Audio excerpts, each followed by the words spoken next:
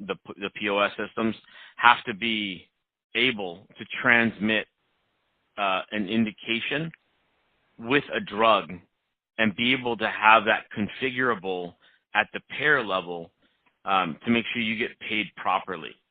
So I guess there's a couple things in there, right? So you have to obviously be able to capture, and all the specialty pharmacy systems should be able to capture medical condition, but the problem is you capture a lot of the patient's medical conditions because you're looking at all of them in your drug utilization reviews, but you're going to have to tie a medical condition to a drug claim now. So you're going to have to be able to figure out how to do that, which is going to take IT work, and make sure that you have the ability to audit that so that you're not tying the wrong one, so that when the payer comes back and audits you, because right now if you screw up anything on a claim, they take all the money back.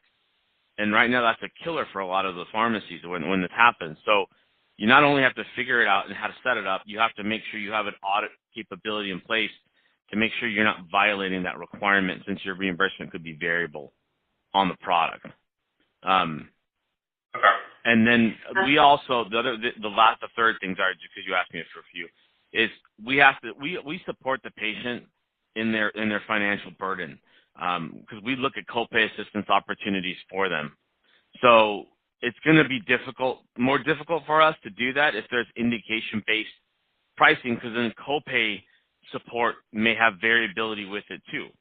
They may not provide an X amount of funds, right, for a drug. They may say X amount for this indication for this drug and Y for this indication for that same drug. And so we would have to navigate that and be able to find a way to capture that more complex situation to know what funding is available for the patient when we go to apply and help them or get them with the hubs and explain that to them, because the out-of-pocket cost still being, significant for many of them. So it sounds like a lot of this really centers around technology, IT, data capture to be able to actually pull this off in kind of real time, if you will. And it sounds like we are just not there with our systems today. Systems and regulations, yeah, we're not there today.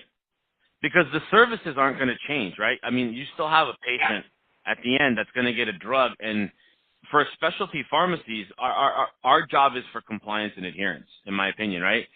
Trying to get them on the right drug and that's affordable and sustainable, and educating them about it, right? Making sure they're an active participant in their care or their caregiver is, so that they can stay on it and optimize whatever benefit that is. The money doesn't change that from our goal, but all the other things we're doing, you're right, it is a lot of technical stuff. And I say regulatory because I think Medicare and Medicaid are going to have to change their rules, right? They're not going to be able to say, just give me the cheapest price across the board. They're going to have to say, give me the cheapest price per indication across the board, or something different. And that's a lot of red tape to deal with these entities. So, yeah. Yeah, no, that's really helpful. And today, it's most of this, I mean, not indication-based, but just your approval processes. Does most of that happen at the PA level? Approval for therapy? Yeah, it happens at the PA level. And because that's kind of my understanding in terms of how Express Scripts is running there, is just that it's all done at the PA. Which can be very, I would say that it's probably not the most efficient way if you're going to try and orchestrate a system like this, is to have everything, done through the PA process. Yeah, I think Express Scripts is quick to come up with these type of innovative solutions, but I will be honest, I am always cautious of anything Express Scripts does. Because I will say, and I'm actually a client of Express Scripts, and I actually have a significant level of frustration because I have a child on specialty medication, and what they're doing to my kid is absolutely ridiculous, to the point where I know higher level people at Express Scripts, and I'm giving them an earful because of how ridiculous their practices are, because they're so about the bottom line. I mean, if you were going to rank specialty pharmacies in terms of patient care, I wouldn't just put them dead last. I'd put them dead last and then add 10 blank spots in between them and the bottom. They're so bad when it comes to what they do. They're just about bottom line, and I guarantee you their indication-based pricing stuff, it's all because they were able to negotiate higher levels of rebates with certain manufacturers, because that's just who they are, right? So, I mean, they're brazen and getting out there and doing what they're doing, but to make this right, I mean, they're going to do what they do. You're going to have other people figure it out and make it right for everybody else, I think. Yeah, so, what do you see as, like, the potential downfalls of, like, a indication-based pricing model that is being put out by, organizations like Express Scripts or CVS today? And, what do you think they're not necessarily checking off that would need to in the future to ensure, quality of care and something that's feasible and sustainable?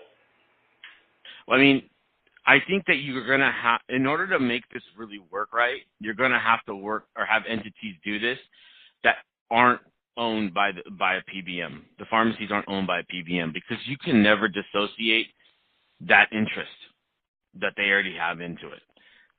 You have to find a way to take that out and make it more about what you're trying to set up and the services you're providing in relation to that. Because right now with the PBM-owned, SPs, they're not opening up their books on the back end for you to see where the dollars are moving, right? And to me, it is a dollar game. I came from a PBM-owned specialty pharmacy, and I still think they're better off than the other ones that we were just talking about. But it's you have to dissociate that to see how it works. And with that said, then you have the right people at the table, not looking at how the dollars are shifting per se, just to really evaluate the effectiveness of the model and what ends up coming out of it. Because the ultimate goal coming out of it is to maintain or improve patient outcomes and save money at the same time, right? But saving money, are you trying to save money overall healthcare dollars? Are you trying to save money for the patient? Who, where? You have to define that as what your level of success is. And how to get everyone to agree on that, I think, is going to be the real difficult part. But you got to take away bias to make sure it's going to work. And right now, the models of where it's at have too much bias in them, I think, for people to believe in what the output could be or what numbers they're going to, try to market and secure more business with. But for Express Scripts to do it in like oral oncology or the inflammatory conditions, I get it more for the inflammatory conditions. I think with oral oncology, it's difficult and it's a hard sell, because I think initially my own take on it when you do it with oral oncology is, you incentivize the drugs that you have access to, because you have all these limited distribution channels and no one SP has access to all of them, right? So by saying we have this value program, basically what you're saying is I'm going to push the drugs in that category, right? Because most things are the same across most of the oral oncology products in a given category. And just incentivize the ones that I have access to and de-incentivize the ones that I don't have access to. And basically you're using this glorified terminology to say, I'm going to convert all the scripts you send me for a drug I don't have access to, right? That's, in my opinion, rather than turf them away. So that's what I really think that's what that message is in the oral oncology space. And the other problem with the oral oncology is you have all this compassionate care. I mean, if they have an oncolytic indication going on, you have a patient that has a short lifespan, unfortunately.